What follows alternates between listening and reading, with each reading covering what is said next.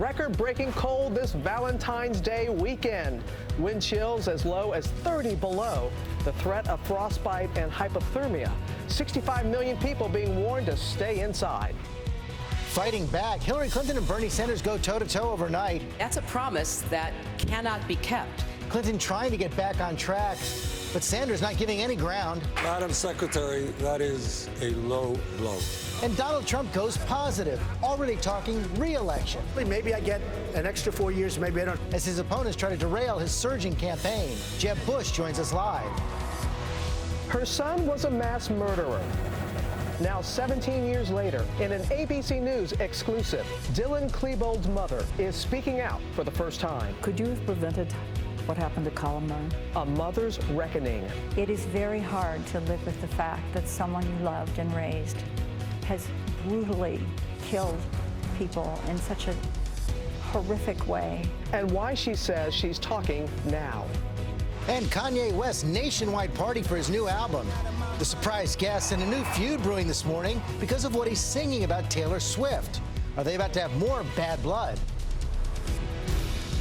Live in Times Square, this is Good Morning America. And we do say good morning, America. Good to have Lara back from L.A. Baby, it is cold outside. Yes. Take a look at Buffalo, where snow is already piling up on the ground there. It's 15 degrees. The wind chill, just 5. 2 days until Valentine's Day, and it's going to get colder and colder. Build a fire, get cozy, or like you guys dress for spring. I know, we did that We're willing it, we're willing it. It's like in your mind, and so it shall be.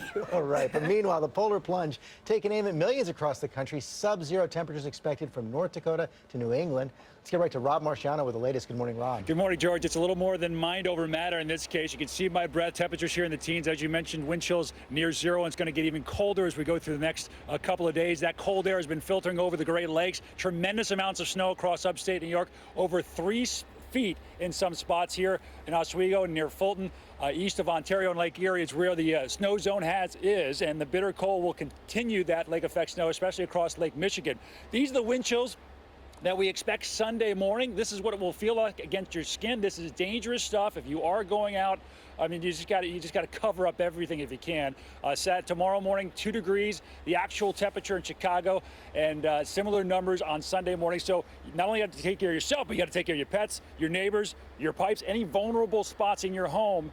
You need to take care of that, because in some cases, Robin and George, this is going to be the coldest night Sunday morning in decades. Back to you. All right there, Rob, in decades.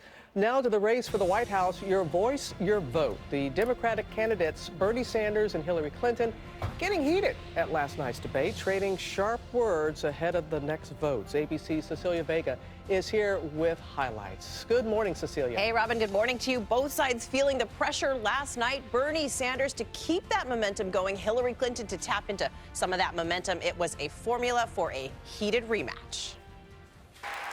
Facing off for the first time since that New Hampshire landslide, Bernie Sanders feeling confident. Let's not insult the intelligence of the American people. People aren't dumb. The battle lines in this heated race drawn overnight on this debate stage, from healthcare. But I think the American people deserve to know specifically how this would work. The numbers don't add up, and many people will actually be worse off than they are right now. Final thoughts, Senator. That is absolutely inaccurate. To ties to President Obama. He's called him weak. He's called him a disappointment. Madam Secretary, that is a low blow. One of us ran against Barack Obama. I was not that candidate. The contest now heading into South Carolina and Nevada, and the race to appeal to Black and Latino voters at fever pitch. We're going to change policing practices. We're going to change incarceration practices. So race relations would be better under a Sanders presidency than they've been. Right, absolutely. Hillary Clinton hoping to recover from that embarrassing defeat, trying to show her dominance. I'm not asking people to support me because I'm a woman. I'm asking people to support me because I think I'm the most qualified, experienced, and ready person to be the president and the commander-in-chief. Offstage, also hoping to raise some cash. A fundraising email claiming to be from Clinton's campaign saying, "I'm not kidding, Maddie. I'm asking you to give $1 right this second." spawning the hashtag I'm not kidding Maddie. This morning, memes like Hillary at the McDonald's dollar menu, I'm not kidding Maddie, just $1 right this second, all going viral. Certainly going viral. Both sides claiming victory after that big debate. No surprise there. What you did see is a shift in tone from Hillary Clinton last night. She didn't come out swinging as she has in past debates. Her goal last night to paint herself as someone who can get the job done, to show Sanders' policies as unrealistic. This is going to be a theme of this campaign, guys, over the next few weeks, definitely heading into South Carolina and Nevada. Going forward. That's right, Cecilia. Thank you. Okay, we're going to move on to the Republicans right now. It's all about South Carolina. And with most of the candidates trading blows ahead of their debate tomorrow night, Donald Trump is trying out a kinder, gentler approach. Look at this. He even signs a baby right there. John Carl is tracking it all from Greenville, South Carolina. Good morning, John. Good morning, George. Well, ahead of tomorrow's Republican debate here in Greenville, this Republican race has turned into an all-out brawl. But Donald Trump, the front runner, says he's going to try something new. He says he's going to go positive. Donald Trump is so confident now. At a rally in Louisiana overnight, he was already looking ahead to his re-election campaign. I'm going to be there. I'm going to do a great job. Hopefully, maybe I get an extra 4 years. Maybe I don't. In another sign of confidence, Trump is pulling his negative ads from the air in South Carolina and going positive. He wants to make America great, and that's what I want to. But the other candidates aren't turning the other cheek. Marco Rubio is pulling no punches after his stumble in New Hampshire. Donald Trump has zero foreign policy experience. Negotiating a hotel deal in another country is not foreign policy experience. Jeb Bush has no foreign policy experience, period. Presidential politics can be rough and tumble in South Carolina. Trump is accusing Ted Cruz of making robocalls attacking him, a charge Cruz denies. Somebody else is doing them, it's not us. But just check out this new ad from the Cruz campaign slamming Trump on eminent domain. A pattern of sleaze stretching back decades. Worse, Trump still supports eminent domain today. Jeb Bush is also going after Trump. We caught up with him as he headed into an event in Florence, South Carolina. Are you going to be able to stop Donald Trump here? I hope so. Why does he keep hitting you? Go in. You must be worried. Inside, Bush went on the attack. Do you want an entertainer-in-chief? Someone who will say whatever he wants to, to make it all about him? Insult people, divide people? Bush was fired up, but back outside, he took some motherly advice from a supporter. How tall are you? 6'4". You need to stand up straighter. Yes, ma'am. Jeb Bush is banking on some family help to help revive his campaign here in South Carolina. His brother, former President George W. Bush, will headline a big campaign rally for him on Monday in Charleston. And here in South Carolina, George, the Bush name and former President Bush is still quite popular. It sure is. Okay, John Carl, thanks very much. Let's bring in Jeb Bush right now. He's in Columbia, South Carolina. Governor, thank you for joining us this morning. As John just alluded to, your brother, very popular in South Carolina, he actually got his way to the nomination by defeating John McCain there in 2000. I know you hope history repeats itself, but Donald Trump is saying that bringing your brother is a sign of desperation. Why not call on him earlier, and what do you hope he can do for you now? Well, look, he's been supportive for a long while. This was the appropriate place for him to start his campaigning. This is the beginning of the campaign. What Donald Trump says about my brother has no relevance to this. He is popular because he kept us safe. People here are pro-military, pro-veterans. My brother served as commander-in-chief, and people respect that. And now we're in a commander-in-chief primary, commander-in-chief election. We're living in dangerous times.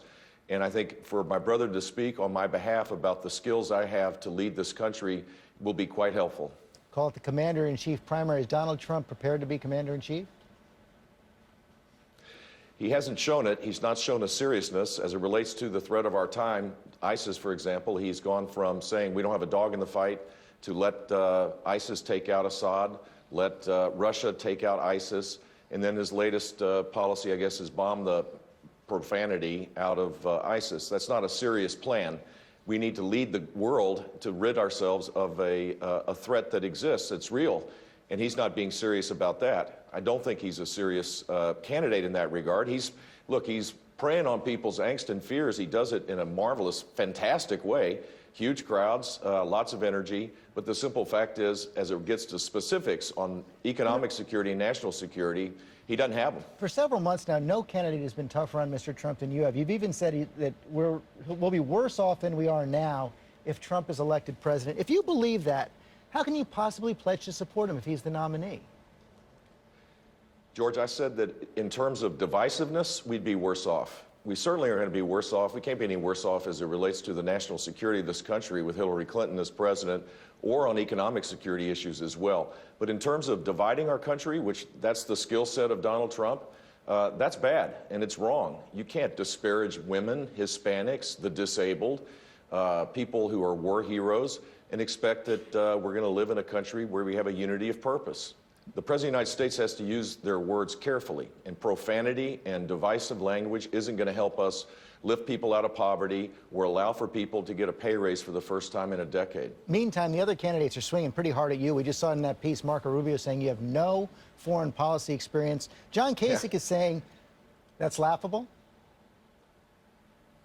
Yeah, absolutely, it's laughable when you compare Marco Rubio's experience of going to committee hearings once in a while. That's not foreign policy experience. Look, I was governor of the state of Florida. I led the National Guard. I had trade missions. I've lived overseas. I've invested overseas. I have vast experience as it relates to the world. And I'm pretty fluent on foreign policy issues. I look forward to debating Marco on these issues. We share a common belief that the United States needs to be engaged in the world, but to suggest that he has foreign policy experience and I don't is kind of ludicrous. Came in 4th place in New Hampshire. Is South Carolina must win?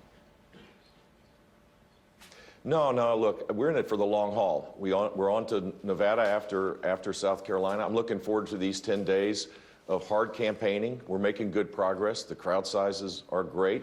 And people want to know who has the steady hand, who can make the tough decisions, who can have the back of the military, restore the military cuts that have been devastating, who's going to take care of the veterans when they come home.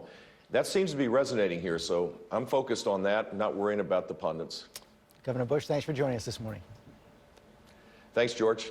All right, George, we're going to move on from politics to breaking news overnight. A terrifying attack at a restaurant in Columbus, Ohio. A man with a machete targeting diners before police killed the suspect. ABC's Pierre Thomas is in Washington with the latest. Good morning, Pierre.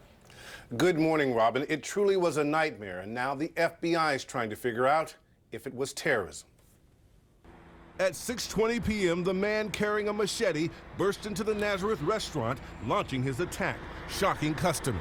No rhyme or reason as to who he was going after. As soon as he walked in, according to some of the witnesses, he went to a male and a female that were just inside the door in a booth. At that point, he started the attack. 2 men ran out to call 911, while those inside took matters into their own hands. Some of the patrons there started throwing chairs at him, just trying to get him out of there. One of the employees was able to grab something from behind the register and came out. The suspect fled the restaurant, jumping into a car. Witnesses describing the vehicle to police, even taking video for evidence. Police caught up with the suspect a few miles from the restaurant. The man inside allegedly lunging at them with a knife. They tasered him, but as the suspect continued to lurch forward, officers shot him dead. Some witnesses say the suspect first came into the restaurant a half hour before the attack, asking for the manager. 4 victims transported to local hospitals, with 1 in critical condition. An intensive investigation now underway to determine who the suspect is and whether he was inspired by terrorists. George? Okay, Pierre, thanks very much. We're going to turn to some frightening moments now for passengers aboard an American Airlines flight. Smoke filled the cabin, forced the plane to make an emergency landing in Los Angeles. And ABC's David Curley has the latest on what went wrong. Good morning, David. Morning, George. Emergency crews were ready at LAX, and look at the scene inside the boarding area after they got those passengers off.